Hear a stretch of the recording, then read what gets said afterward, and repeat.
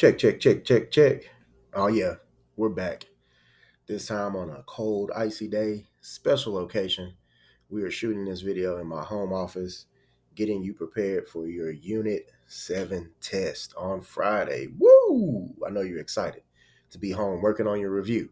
So let's pick up where I left off. If you haven't seen it already, the first and second page of your review is posted on Canvas. I felt like that wasn't worthy of a video. So this time for questions 12 through 21, we're going to go through a quick video working through these problems. Again, these are things we've seen before. It's not new to us, just a short little review. So let's get started with number 12. So in pea plants, tall is dominant over short. What would be the cross between a hybrid plant for tall height and a plant that is pure for short height? What would that look like? Okay.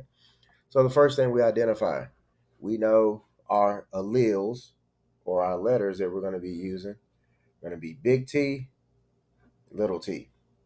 The first parent we know is a hybrid, or what we could call heterozygous, meaning different. This parent is pure, homozygous, or the same. So first plant is going to be a tall plant, so big T, little t, because again it's heterozygous, so dominant and recessive, or big and little letter. And then for the short plant that is pure, it gets two little t's. And then now we just do our cross.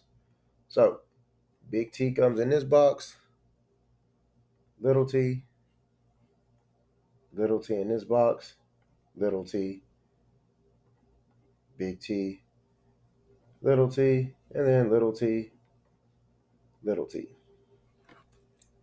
So just like that, we finish our cross. So you could say we have a 50% chance for tall and a 50% chance for short. Pretty easy, right? Let's move on to number 13. So number 13 says, if a hybrid dog is crossed with a pure breeding black dog. So we have a hybrid brown dog and we have a pure breeding black dog.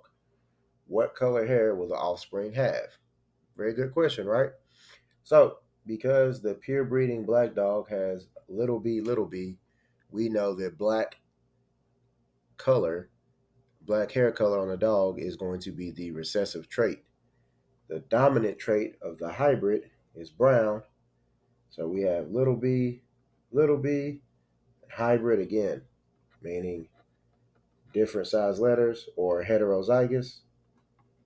I have big B, little b. Now I do my cross.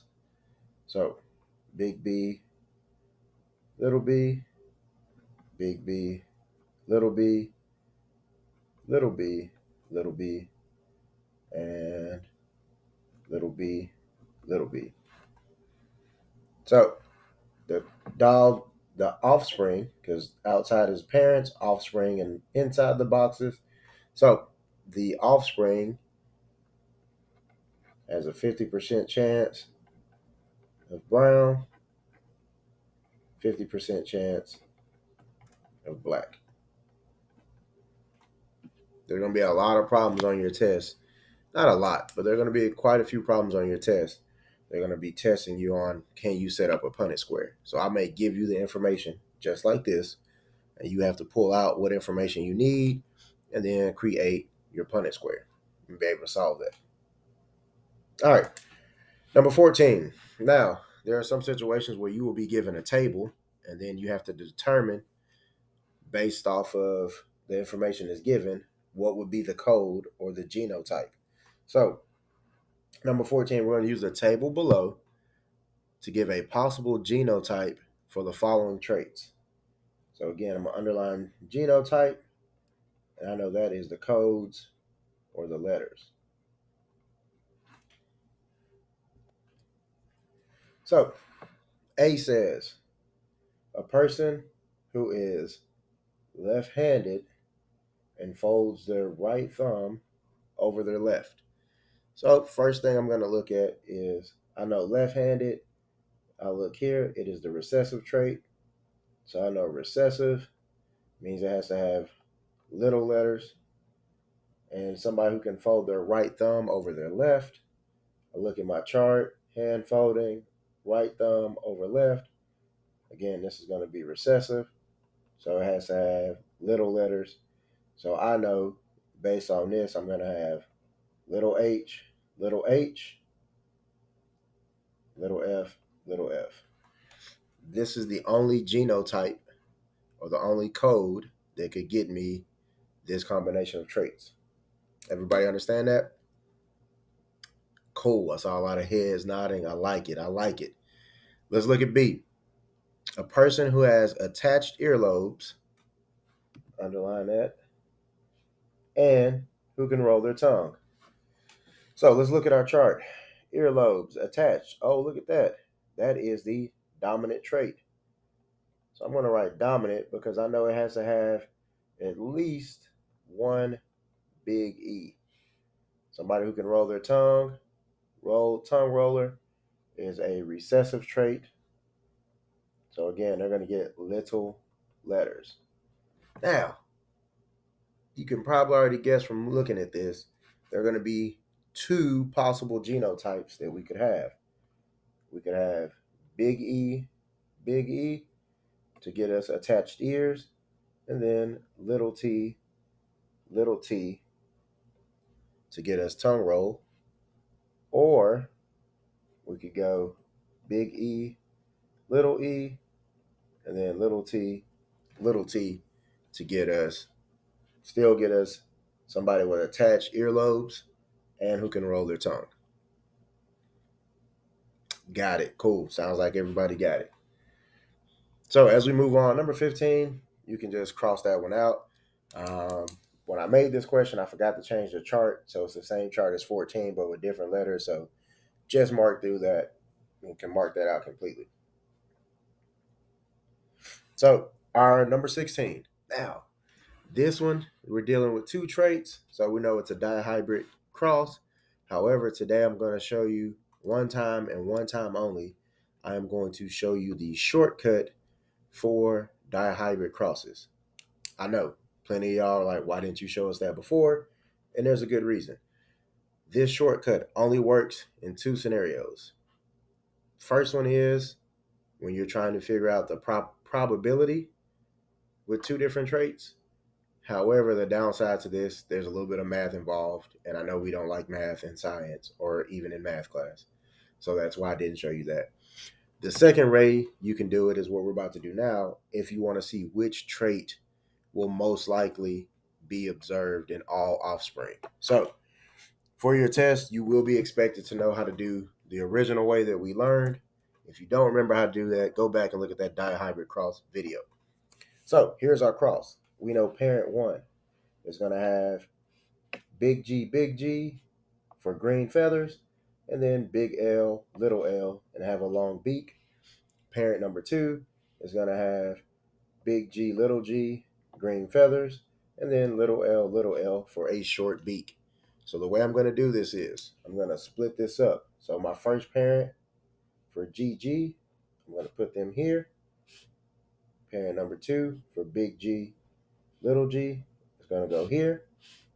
And then for that second trait, big L, little l, little l, little l. Now do your crosses.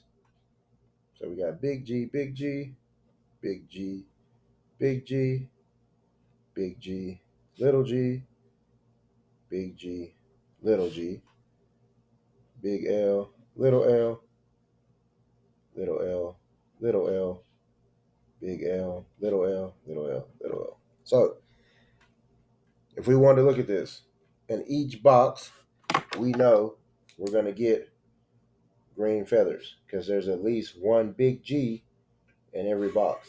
Mm-hmm. So green feathers.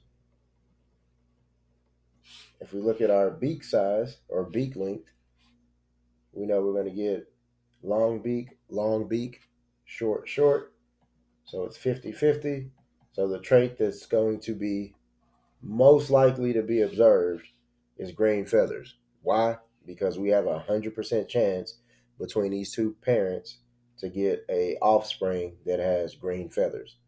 So green feathers would be the most likely to be observed.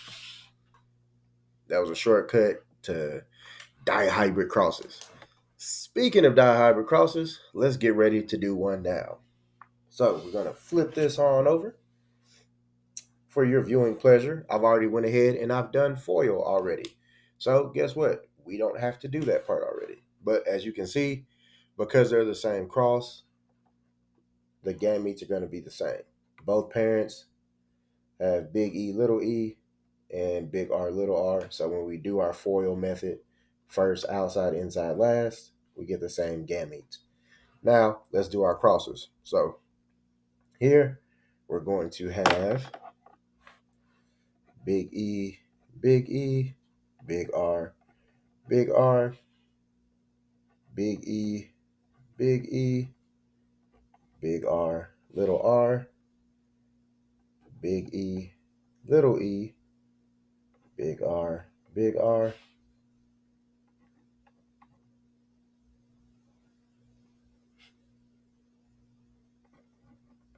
All right.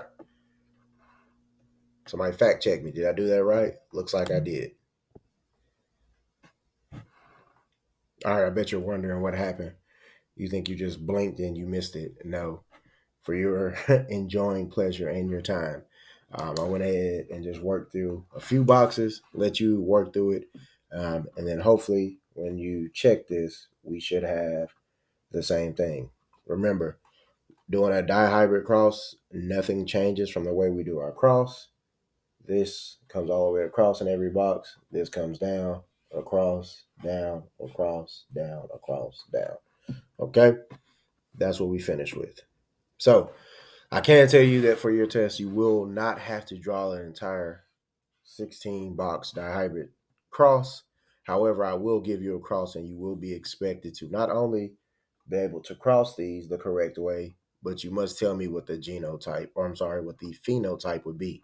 So I give you the code, I tell you what the letters stand for, and then based on the combination of letters you have, you must be able to tell me what you would actually be able to see, because that's what we call the phenotype. Sounds like physical appearance, phenotype, what we see. Boom. Let's keep going. So, number 18, we're looking at sex linked traits, and we're almost done. Just four more questions. What are sex linked traits? Well, these are traits carried on sex chromosomes. More importantly, on the X chromosomes. Okay? Put X. Oh, actually, that's actually coming up next. I just gave you the answer to part C. So, an example of sex linked traits. We talked about this in class, but color blindness, and everybody's personal favorite when I say this, is baldness. Remember, students, I am bald by choice, not because of a recessive trait. But those are two examples. There are many more out there. These are just the two common ones. So, who carries, which sex chromosome carries the gene? It's always going to be on the X. And who is typically impacted more by sex linked traits? It's going to be males. The reason why is if a female has the recessive trait for, let's say, color blindness, and she has the dominant trait for normal vision, remember, normal vision, because it's dominant, is going to overpower the recessive trait, the weaker trait. However, because men only have one X chromosome, if my mom were to pass down the bad gene or the recessive gene for color blindness down to me, I don't have anything to cover that up. I don't have another X chromosome, so I would be colorblind. Everybody got that? Excellent. Moving on, number 19. What is our combination? For genetically female and genetically male, we have, of course, we talked about this, XX for female, and then XY for male. The percent chance that a couple will have a female or male, when we did our cross, you got a 50-50 shot, right? If you need a quick example, here's our Punnett square. We have mom, dad. We do our cross. 50-50. Oh, wait, can't see that. Boom, 50-50. Right there, easy peasy, lemon squeezy. Speaking of the last one, let's look at number 21 here. So, number 21 is our last problem, and we're dealing with blood types. So, this says Offset is heterozygous for blood type B. Heterozygous. Cardi B is blood type AB. We want to predict what are the possible blood types they could have for their future babies. Now, I don't know if this is really true. This is just for an example. So please don't go tell your friends like, "Oh, I found out today that Offset has blood type B," because that's not even a thing. We just made this up for the example.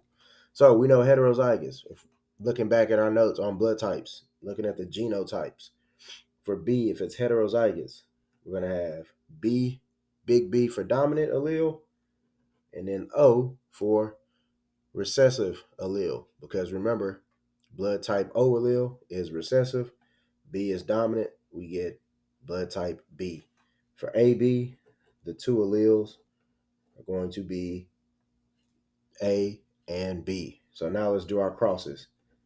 So we get AB here, AO, we get B and B, and we get B and O.